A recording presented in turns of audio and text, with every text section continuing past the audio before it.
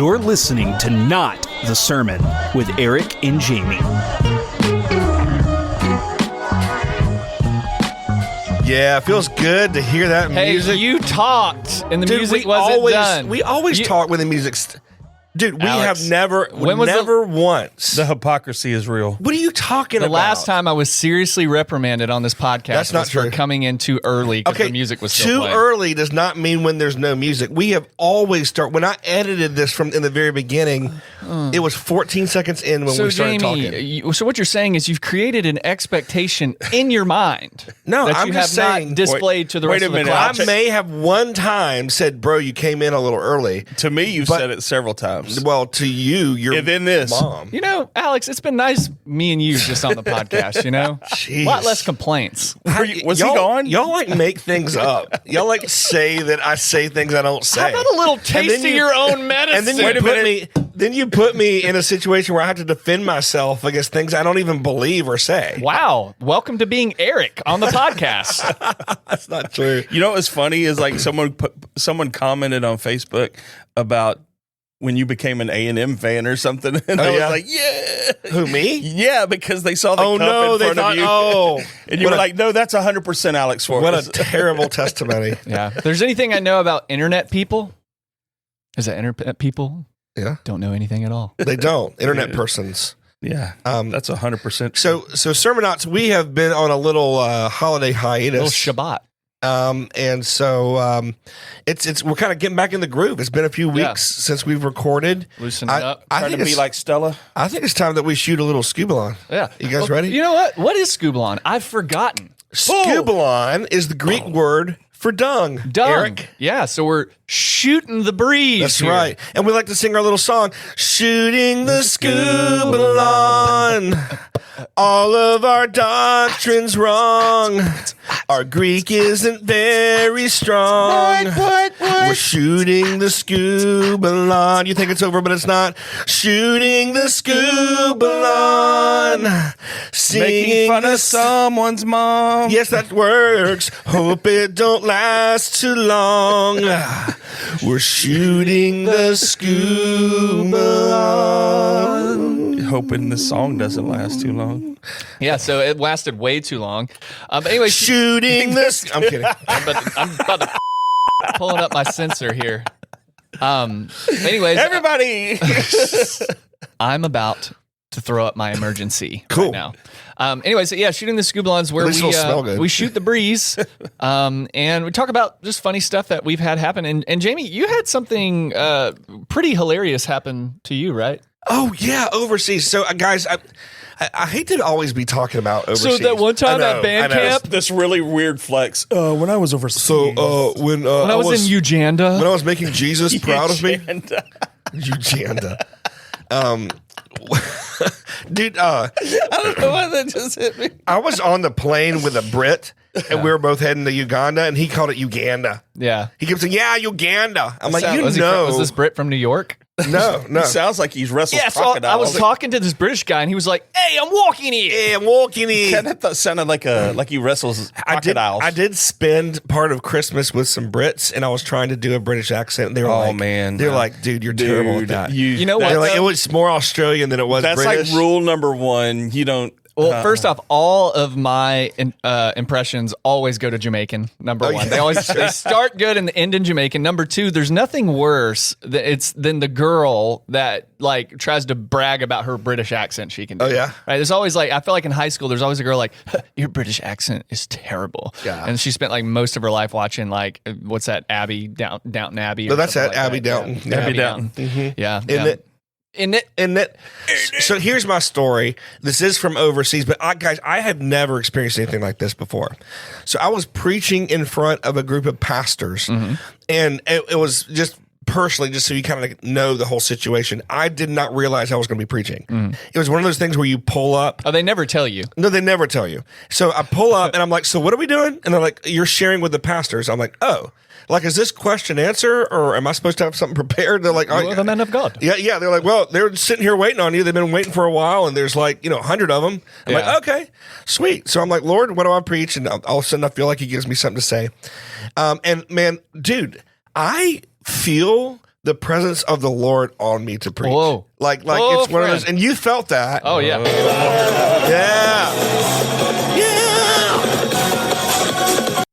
And but I'm preaching and I make a point. Yeah. And you can just tell it's really resonating with them. And all of a sudden I'm looking down at my tablet with my notes and I see out of the corner of my eye someone's heading towards me. And I'm like, okay, all right, that's cool. Like it's fine. I can take whoever. No security. Right? No security. Well, they're supposedly all pastors, Yeah. And so, but I look up and he's got one leg and he's hobbling towards me. Oh, gosh. And I'm like, oh. He wants a miracle. I was about to say, does he want prayer? But this is in the middle of me preaching, right? I'm like, so what's going on? He gets closer. He is not stopping. He is hopping at the same speed. Yeah. Coming right towards me. He gets up right next to me, and then he puts money on the podium. Let's go. And I'm like, what's happening right now? Was it like 1 million Ugandis? It was like 10,000 shillings, He was tipping you. which is the equivalent of $1. You should start saying tip the pastor at the end of every sermon. Yeah. Make sure you tip the pastor, Stand out guys. there with a tablet. It's going to ask you a question. So he dropped some major shillage. So he drops 10,000 shillings on the podium and then turns around and hops back to a seat. Yeah. And a couple other people followed him. They came up, they brought money. Yeah. Well, and I'm this is so awkward for me. I don't know what to do. And so afterwards, I'm done, and everyone's like, "Yeah, thank you for sharing. I pray for them." Blah blah blah blah. Mm-hmm. Take my stuff, but I left the money on the podium because I didn't feel right. You don't feel like, taking yeah, it. that's kind of weird. I mean, that's a lot of money to them, and I don't need that. You know what I mean? But so the next guy up, he takes the money and he brings it to me. He goes, "This is yours." Like telling me like, "Hey, you have to take this." Yeah. And I'm like, "Okay, got it." So I kept it, and it was the equivalent of $5 or something. But dude, I'd never had anyone like be moved by the message so much that they just started throwing money. Nothing says preach on pastor like, here's some money. Here's some cash, some cashola, some armpit cash. Yeah. And then Actually, knee pit. knee pit. And then the first guy only having one leg and hobbling up. That was just I could not have predicted that. Yeah, that's pretty crazy. They do that also in North Florida, except they leave Bush Light.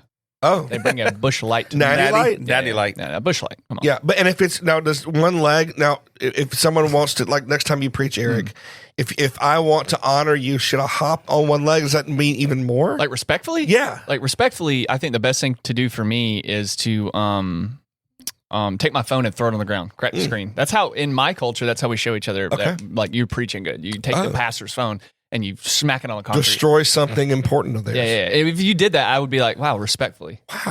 Wow, it means a lot. Yeah, that's pretty cool though. That's why. I mean, we've been, it's money and overseas and American. It's a weird dynamic no matter where you go, because everyone knows that in your mediocrity, you are far wealthier than them. Yeah. Like, wait, my mediocrity? What? like just in average. Did I just get insulted? No, I don't think not so. Just, I was just talking about like the average American going overseas. Oh, you're saying in my normal middle class Yes. socioeconomic standing. Yes, I just did mediocrity. That's what he sounds said. Mediocrity. Come on, let's go. Keep Come the story on, going. dude. I'm making things hard. Hey, respectfully. Shut up. No, I'm just kidding. Hey, with all due respect, you're a freaking idiot. That's like I've seen that joke a couple times. Like you say respectfully, and you say something horrific afterwards. With all due respect. Yeah, shut up. But yeah, like I remember, my only context is, being overseas where we went, and it's just, the guys when they walked into our hotel room. Yeah. And it was for us, that was like it was a lower mid-tier hotel room, and they're like, wow, this is as big as my house. Big as my house. Yeah, that's Like, what he says. You just feel bad everywhere. The bad part is when they come and they ask for their money back. Yeah. Ooh, yeah. Ooh. Never had that happen. We like to say, you owe us. Although I did talk with a pastor one time, and he said that someone left their church, and when they left the church, they asked for all their tithes back. Yeah. Well, dude, no joke. He was like no. it's an investment. well, this was a good move on his part. He goes, "Oh, did you give that to us or to God?" No joke. That guy, that big mega church in Texas where the guy recently went to jail, Robert Morris. They had a tithe back guarantee. Really? that was challenged once all that happened. That sounds And hokey. it went to, I believe, I don't want to speak ill, but they had that. And Tithe back. And they actually had people request it, and they didn't do it. I want my tithe back, tithe back, tithe back. I haven't heard that since 98.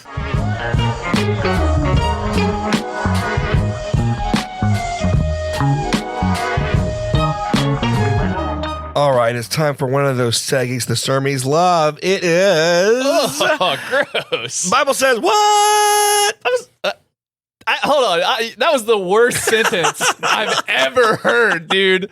It's time for a new seggy for the Sermies. I feel like I've just been assaulted. That is disgusting, Jamie. Hey, respectfully, never do that again. Respectfully, Dude. step off. Man, I just got a wave of nausea. I was doing like this. Dude, you just said right before we started, you want to kick this one off? I'm like, yeah, it's your fault. You knew what was going to happen. No. That's I like trusted slapping her. someone and saying you asked for that. I Hey, you knew what this trusted was. You knew what this was. You know who I am. You asked for that. Hold on. So anyway, the segment, Like watching you gather your thoughts right now. Hold on. the segment Yeah. is called Bible Say What? Bible says what? What did it say? This is where we look at some of the weirder, odd passages Yes. in our strange Bible, and we just kind of talk about it. We're like, it says Yeah. what? Yeah. It's funny because it's the beginning of the year, so there's a lot of people doing a Bible read through. Yes. And there's a lot of people in Genesis right now scratching their heads. Bro, my wife, every time she does a whole Bible read through in the middle of the Old Testament, she gets so mad. Yeah. She's like, why would it say that? Yeah. Well, that's actually a good thing. Yeah. That's actually a good thing. So why don't you kick us off? We each have a Bible says what, and these are pretty weird. Actually, the two that we have today are two that people really struggle with sometimes. So go ahead and hit us up. Is it the bruh. pronunciation? Yeah. So No. I don't know. You get some a lot of pronunciation. Pronunci? Oh, that's a type of a cheese. It's a pronunci cheese. The pronunci. But anyways, so I've been doing my Bible read through. Obviously, starting Genesis. I've been doing the 3-section Bible read through where you go Old Testament, Gospel, and then Paul's letters. Yeah, break it all up so none of them make sense. Actually, they make a lot more sense if you do it that way. But anyway, so I'm Respectfully? respectfully, No. Genesis 19, which is the story of Sodom and Gomorrah. Oh, here we go. Which is a strange story. And it's funny because you actually, and I read this in a few previous chapters, you see Abraham actually helping the king of Sodom. And then, just a few years later now, God is raining down destruction on Sodom and Gomorrah. Sure. And here's what happened. So Abraham and his nephew Lot are two wealthy men. They find out, hey, this field ain't big enough for the both of us. Our shepherds are fighting each other. Respectfully, you need to go. Respectfully, hey, if you go left, I'll go right. Right. If you go right, I'll go left. Right. And so Lot decides, hey, I'm going to go down here near this city of Sodom, one in which we have a relationship with. We've helped the king out in the past, and we're going to go and raise our family down here. So Now, Sodom and Gomorrah, she was on Guardians of the Galaxy. yes, Okay. you're thinking about the right Marvel movie. All right. So Lot's living down there, and then all of a sudden, God and his angels, or the Lord and his angels, all we know is three beings visit Yeah. Abraham. Yeah. They prophesy of Isaac's birth, and then they say, hey, we're about to go bomb Sodom and Gomorrah. You want to ride? Yeah, and so of course Abraham, knowing Lot is living there, his nephew, he does the whole if there's only 50 righteous, if there's only seven. Watch out. Really, he's only just looking out for Lot, though. Right. He knows that Lot's the He only knows one. it's bad. Yeah. So long story short, two of the beings, the angelic beings, go down and find Lot, and they say, "Hey, we're about to bomb this place." While they're explaining that to Lot, the men of Sodom start banging on the door, and they're like, "Hey, those angelic beings are kind of cute, Right. and be kind of cool if you let us Respectfully. if you let us disrespect them." Yes. So respectfully though.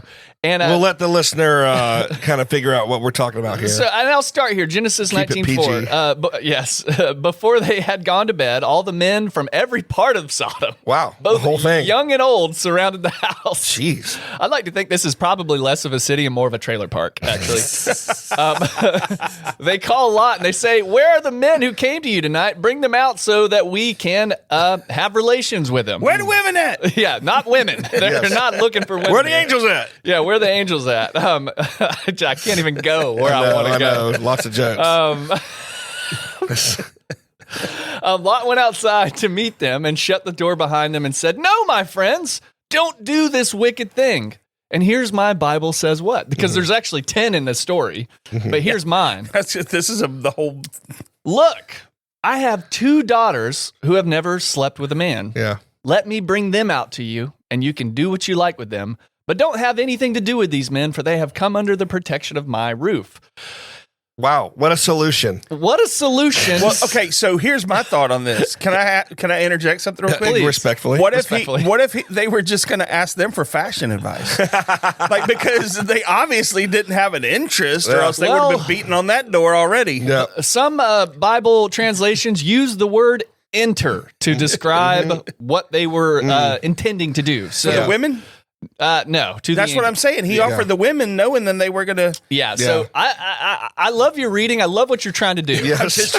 I love what you're trying to do, but unfortunately, the Bible doesn't give us much room to do that. So you have this story, obviously, where these men are trying to sodomize. That's actually where that word comes from. Yeah. These 2 angelic beings, and Lot says, "Hey, don't do that. Take my 2 daughters. precious daughters." Oh. Maybe he knew. That is a difficult passage, especially as a father of a girl. Yeah. And someone that is on the other side of the incarnation as a Christian, a believer in Jesus. It is very difficult to read some of these passages, and undoubtedly you will come across more than a dozen of these as you trek your way through the Old Testament. Yeah.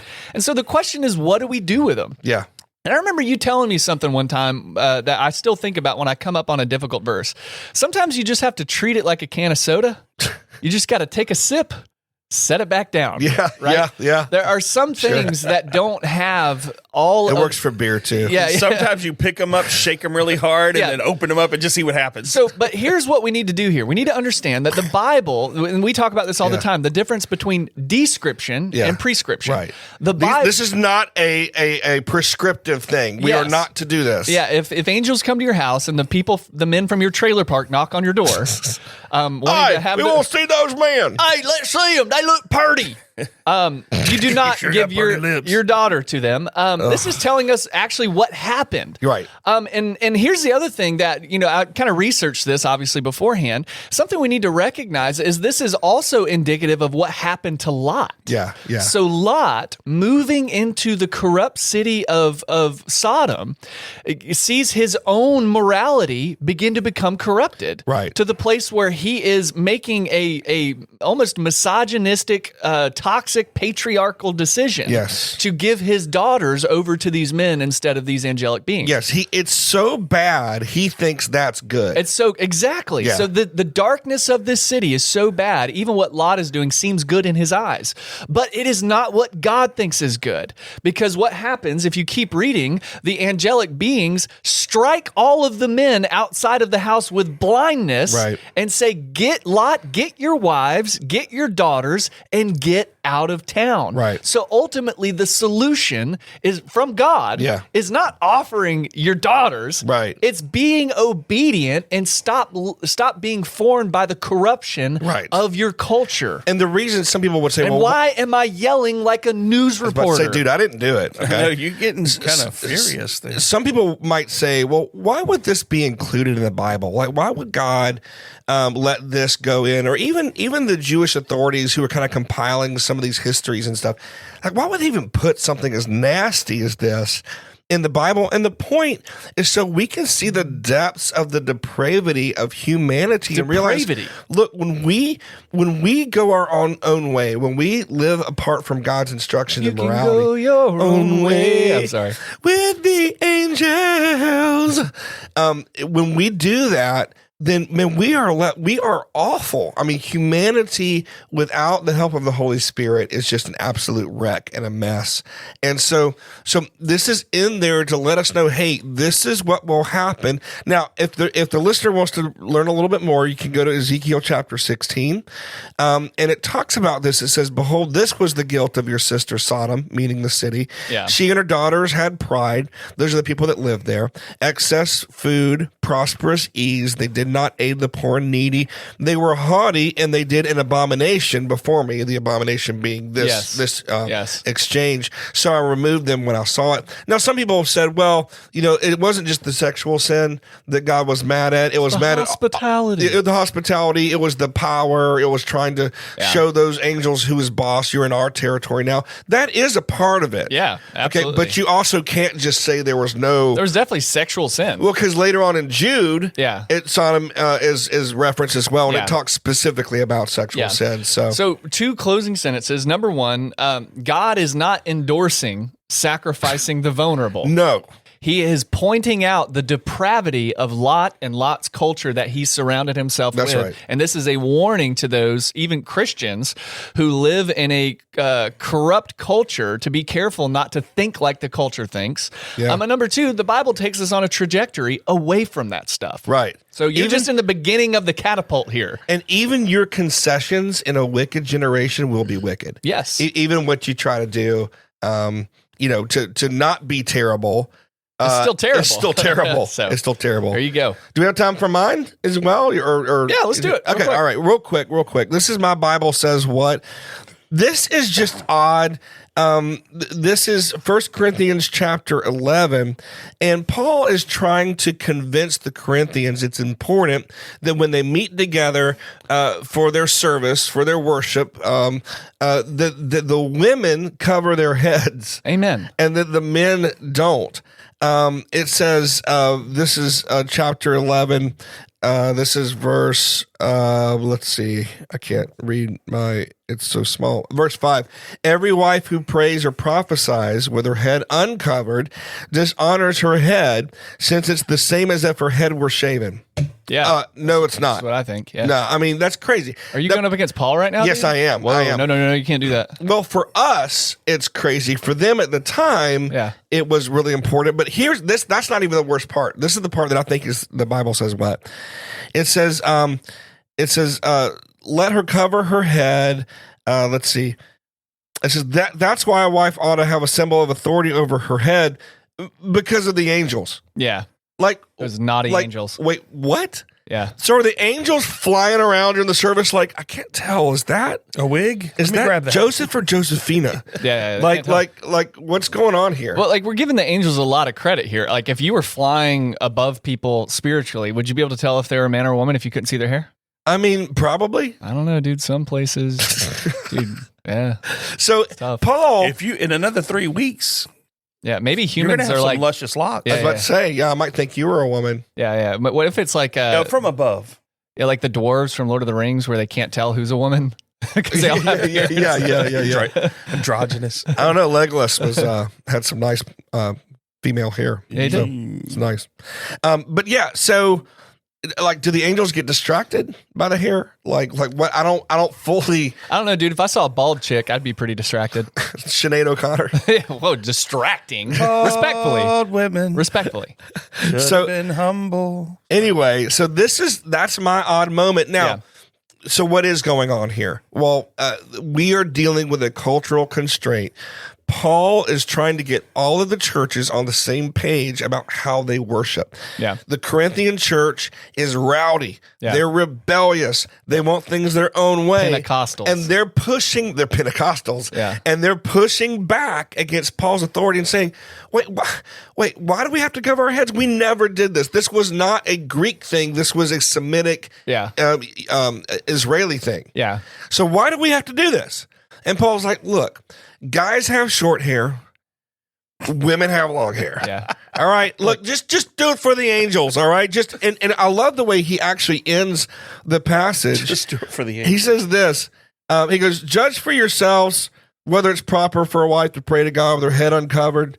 And then he goes, the last verse here, it says, if anyone's inclined to be contentious, We have no such practice, nor do the churches of God. No other such practice. In other words, he's like, look, guys, This is the only thing this is we the ask. only thing we're asking you to do. Look, Yeah. it may not make sense to you. This is just what we do. It's what we've done.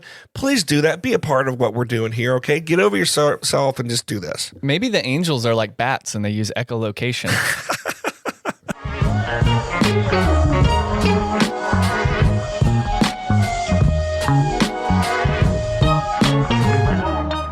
All right. We are, who was going, was I supposed to not do that? No, I was Music's making not sure over. we were using our quiet voice Oh. until the music was over. Yeah. Oh, okay. Yeah.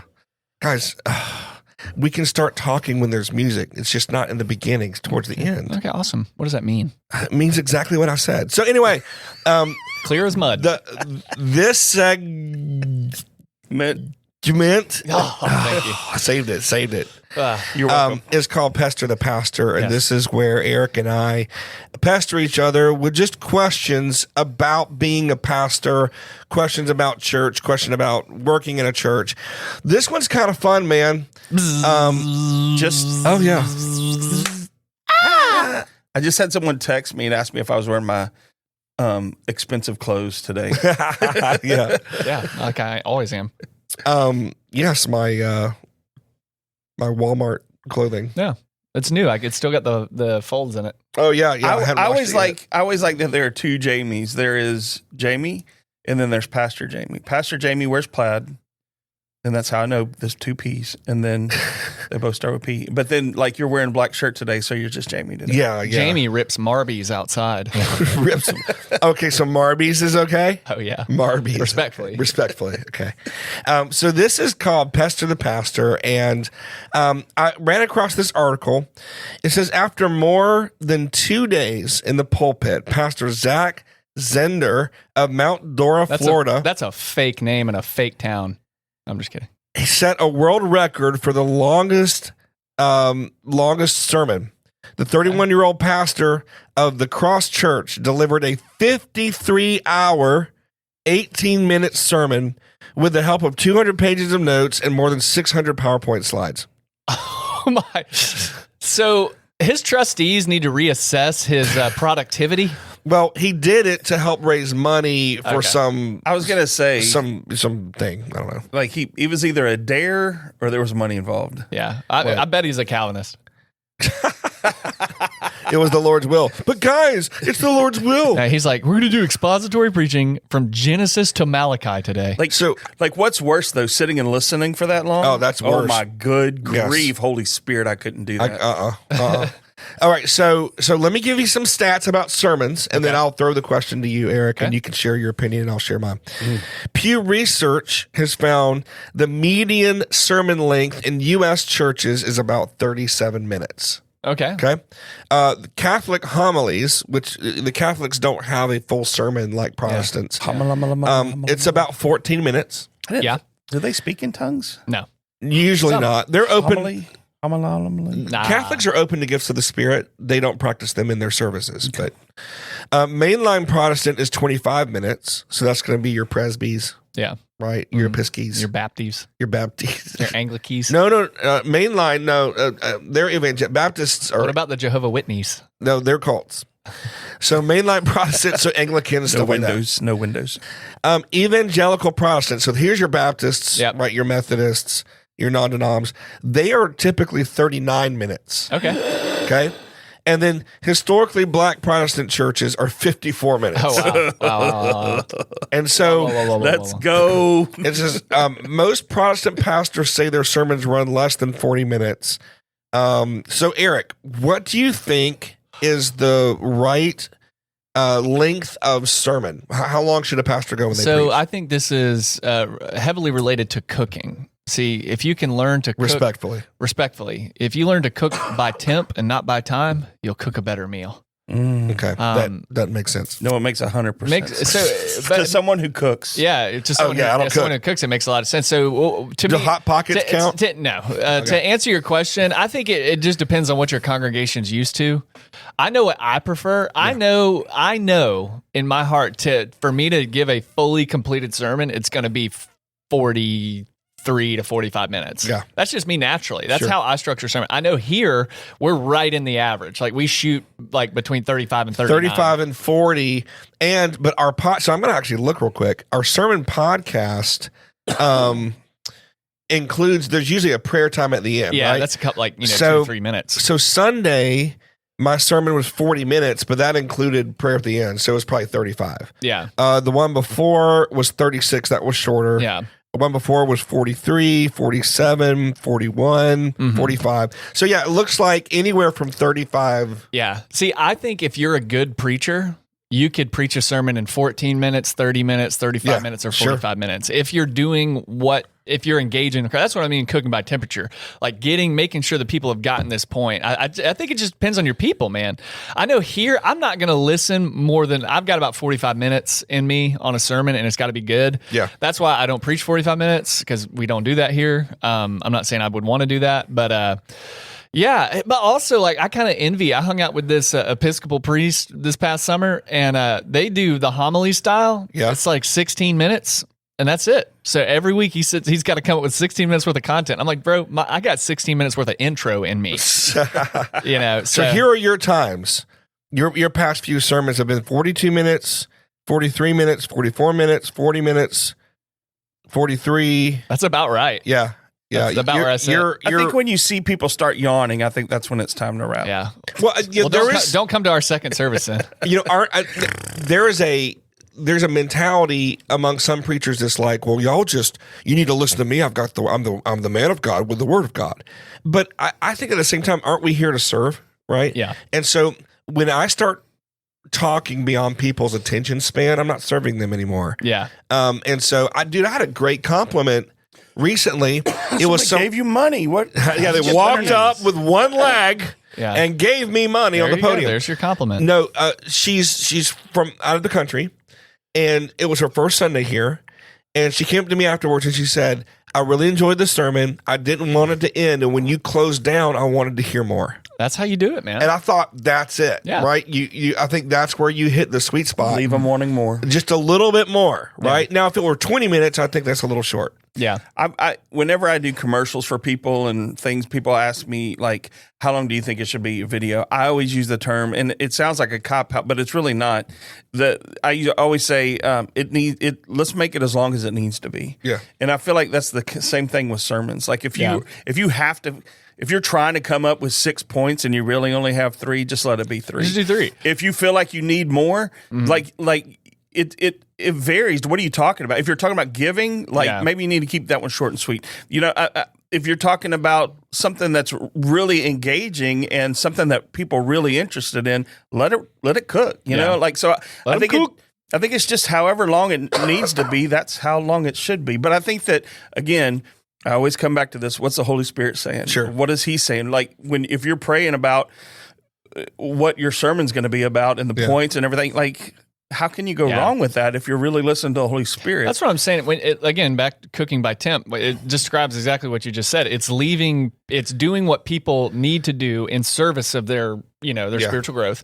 And I think you always want to leave them wanting a little bit more. I mean, that's kind of been the trajectory of my sermon style the past 2 years, I would say, is getting away from the lecture. Hey, let me give you the answer in the first 10 minutes and let me expound on the answer for the next 30. Right. I'm more of a create the tension. And I've heard it said, like, if you need to have so much tension in the first half of your sermon that if you quit preaching after that first half, people are anxious. Yeah. They're like, no.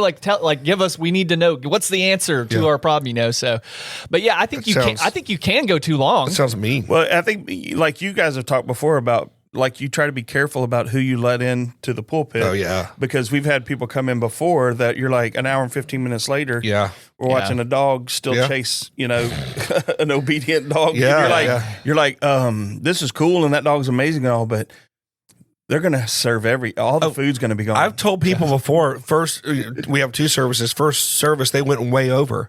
I've said, look, I need you. We talked about this. I gave you your times. I'm not trying to quench the Spirit. The Spirit can move. The Lord can say what He wants to. Here is your time, right? This is what, and I'll tell them, if you cannot stay within the time periods, like, you're not going to share here again. Yeah. I mean, it's just that simple. It's an issue. I had the record for longest sermon here for a while. 52 It minutes. was like 52 minutes, and then your wife beat me. She did. She went like 53 minutes or something. I'll say this though, I come from a background though, if the Spirit's moving and the Holy Spirit really shows up, I could be there as long as we need. And I think that God gives a grace for that. And so I think they're good. I think it's good to have parameters, A plan. and say this is the plan. But I think that it's more important to say the plan's done because God wants to do something really cool here. I will listen to an anointed sermon for as long as it takes. Yeah. Sure. I don't get tired of it. Right. And so, and during our VFCU classes, we teach for an hour and a half straight. Yeah, but And y'all dude, get input from people too. And We do, but it always amazes me. The end of the first class, I go for 90 minutes straight, and no one gets up. They're just listening. And every single time, I'm like, man, that's fun. Yeah, that is fun. Speaking of lengthy sermons, this segment's going a little bit too long. Oh, So what do you think about that? It's a lengthy seggy. Yeah, we're no longer serving the sermonauts right now. Sorry, Sermies.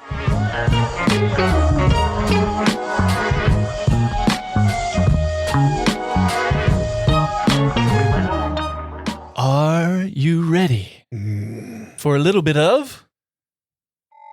You were now entering a zone. Christian The zone.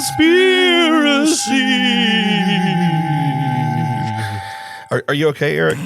No, I Because just you were kind of jammed disassociating at the end of our last I intertestamental period. I went to a different place. You for did, sure. dude. You were a listener. I lived a couple lifetimes. I didn't know you believed in I actually that kind got of married. stuff. I got married and had 3 kids in that.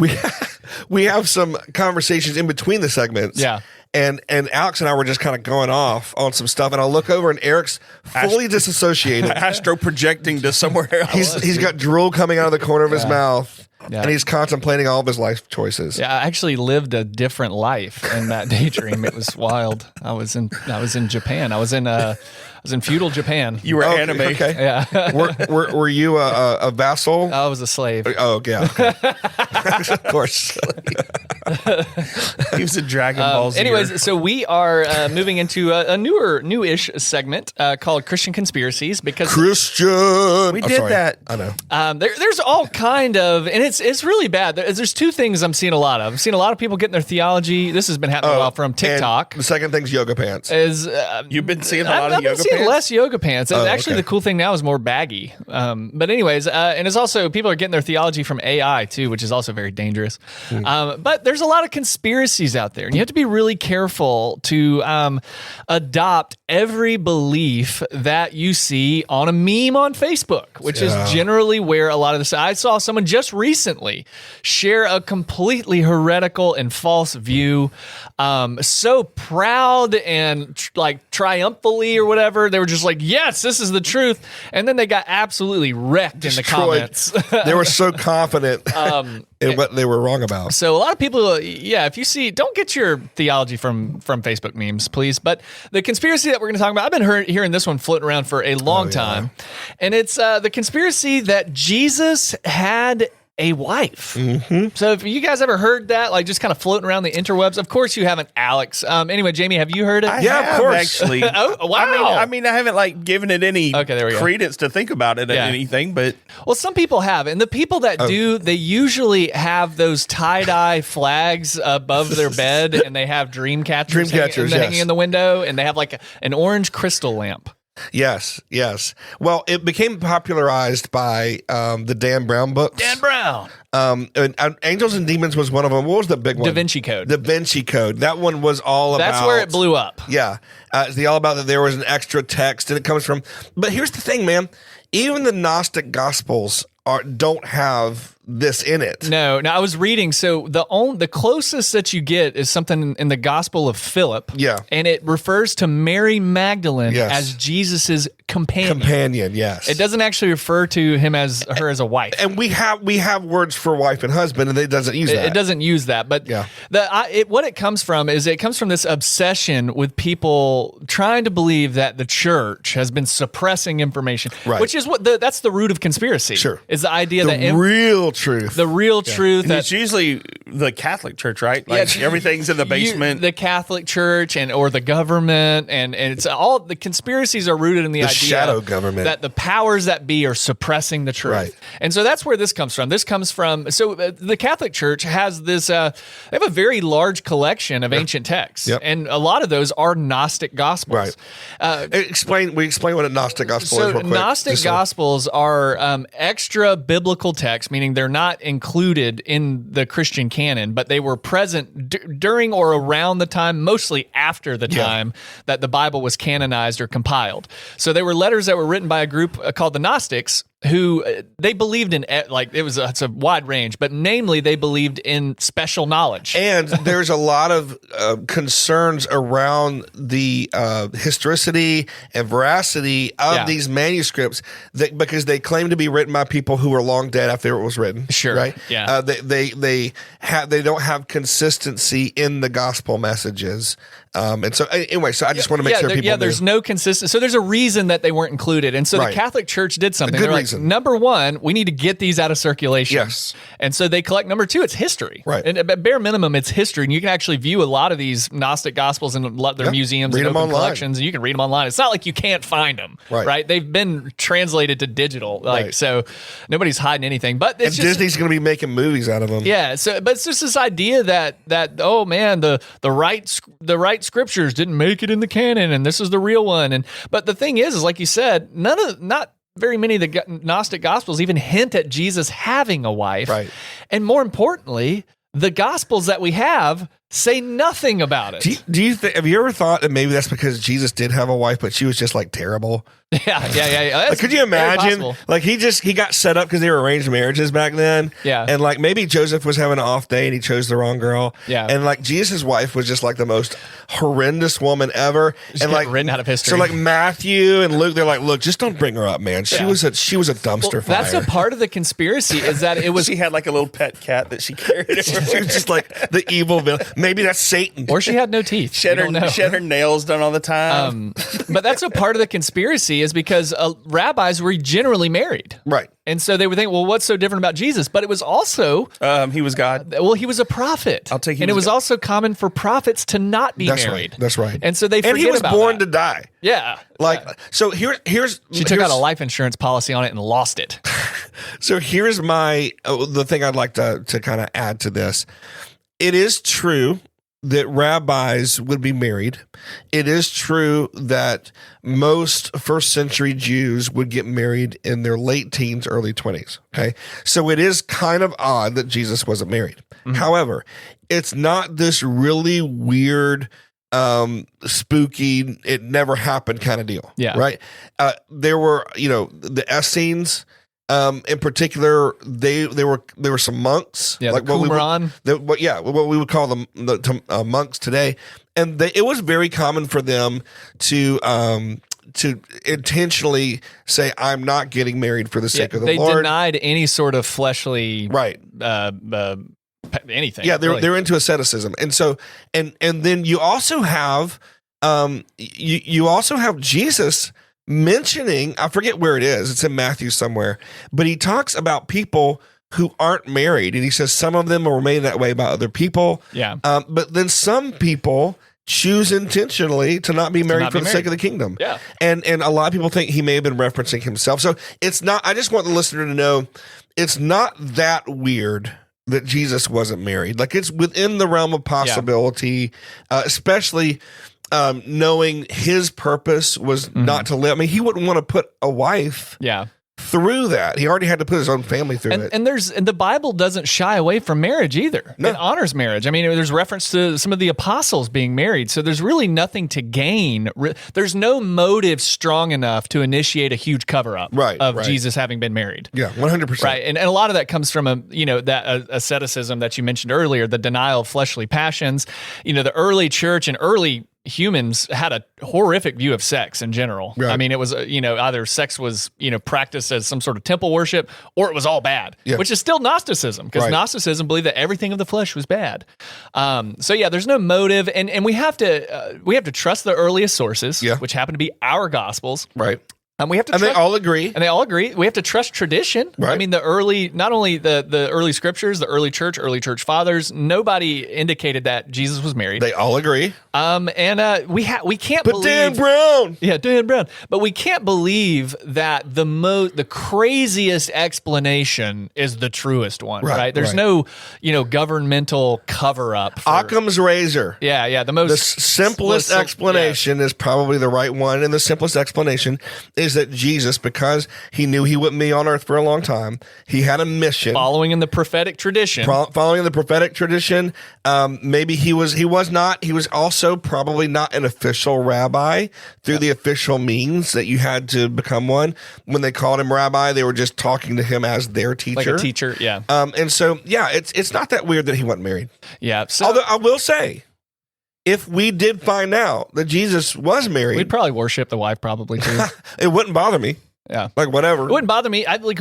What's necessarily wrong? Yeah, there's nothing wrong. And that would probably lead to more conspiracies about Jesus having a kid. Ooh. And we got I'm related to Jesus. And then we get into Mormonism where Jesus' kid is like savior of his own planet. He probably, honestly, by not getting married, he saved us from ourselves.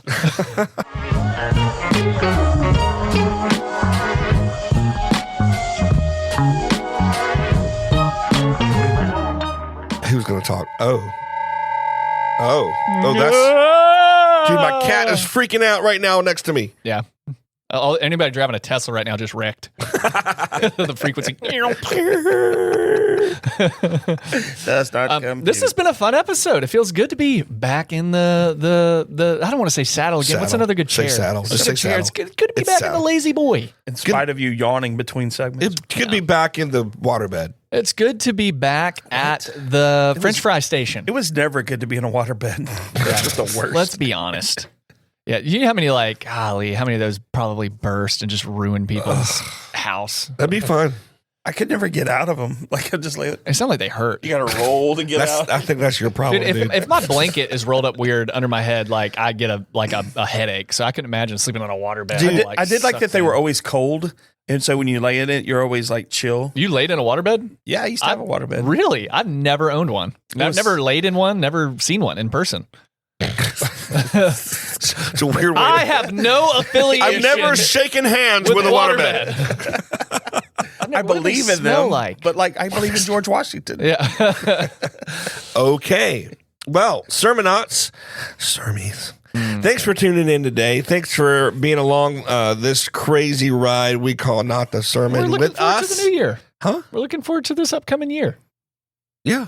That was last New episodes. Okay. Still in January. Okay. Yeah, sure. It's Celebrate. No, that's cool. I'm glad you added that. Thanks, man. Okay. Respectfully, Respectfully. it wasn't great. And thanks for listening to Not the Sermon. Respectfully.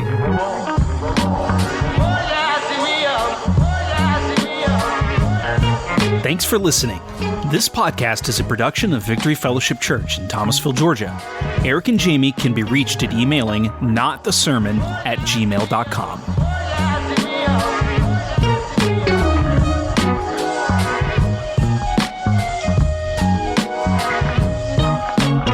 Father to the fatherless, defender of the little kids, gracious and compassionate,